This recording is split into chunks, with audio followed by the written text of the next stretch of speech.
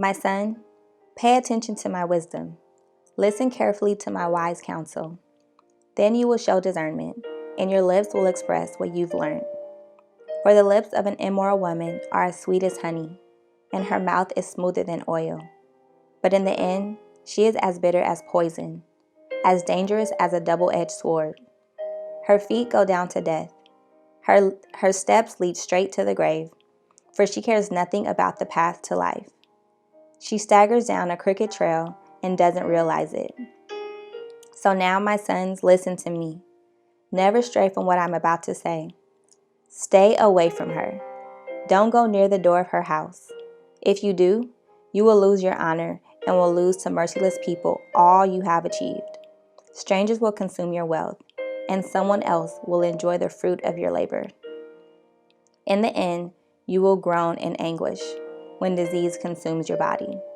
You will say, "How I hated discipline. If only I had not ignored all the warnings. Oh, why didn't I listen to my teachers? Why didn't I pay attention to my instructors? I have come to the brink of utter ruin, and now I must face public disgrace." Drink water from your own well. Share your love only with your wife.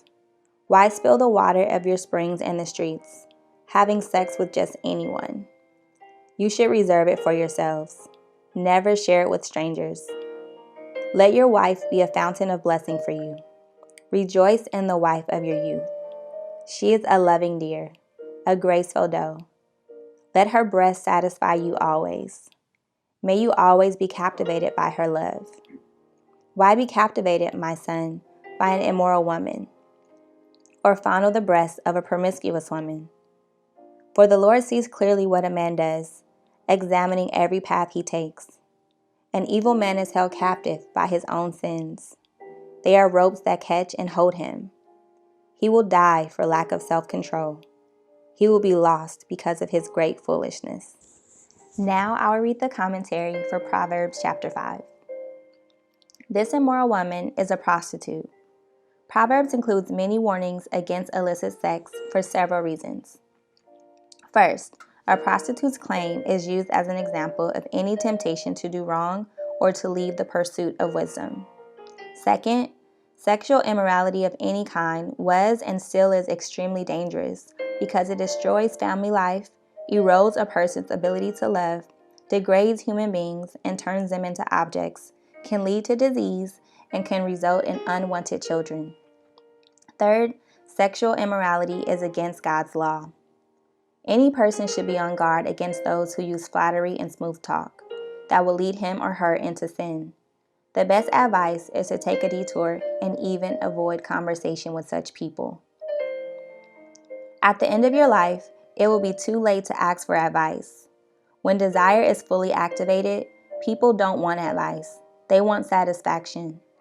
The best time to learn the dangers and foolishness of going after forbidden sex or anything else that is harmful is long before the temptation comes. Resistance is easier if the decision has already been made. Don't wait to see what happens. Prepare for temptation by deciding now how you will act when you face it. Drink water from your own well is a picture of faithfulness in marriage. It means to enjoy the spouse God has given you. In desert lands, water is precious, and a well is a family's most important possession. In Old Testament times, it was considered a crime to steal water from someone else's well, just as it was a crime to have intercourse with another person's spouse. In both cases, the offender endangers the health and security of family. In contrast to much of what we read, see, and hear today, this passage urges couples to look to each other for lifelong satisfaction and companionship. Many temptations entice husbands and wives to leave when marriage becomes dull in order to find excitement and pleasures elsewhere.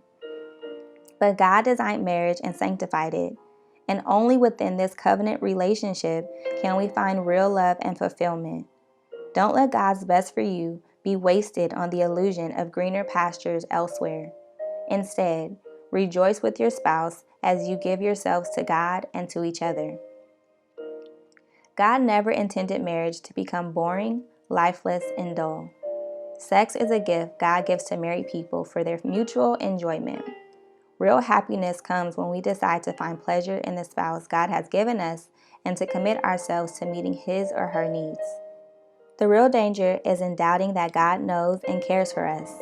We then may resent his timing and carelessly pursue sexual pleasure without his blessing.